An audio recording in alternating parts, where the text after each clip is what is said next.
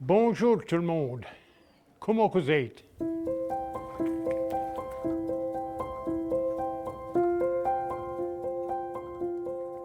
Now I'm sure all of you will understand that that's Jarrier.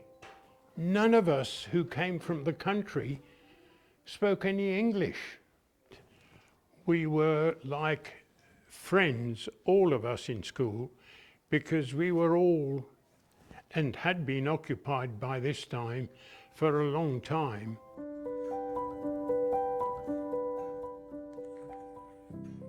When we lived at Florida Villa, which is not far away, it's not called that anymore, I have a tricycle which I had been given at Christmas. Around the tricycle had been built a fuselage, just a little aeroplane, but I could step into it and pedal. So I saw the gate open and off I went down the road. There's two Germans in the crossroad. They started pointing at me and laughing. The plane, it had RAF roundels on the wings, so they were laughing at me, thinking it was a great joke. But that was my first experience of Germans. We hear the stories about World War II, but we don't hear it from the people who've experienced it. So it's really actually nice that they're sharing that with us.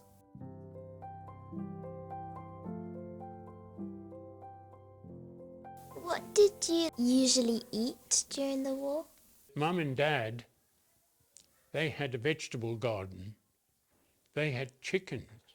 They grew things like swedes and carrots and potatoes and peas and beans. The people in town had nothing.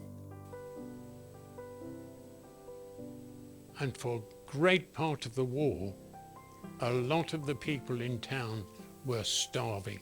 Did you have a radio? When they first came, all the radios were taken away. They went through houses, everybody's houses, and your radio was confiscated.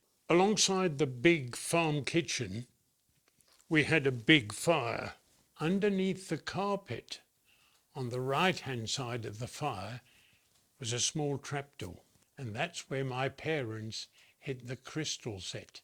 It was a little bit bigger than this particular one, but it received the information, and these people who had very little to go on over in the island had built these from scratch. It's important to get those last few people who have survived it to come in and tell all the younger generations about what happened.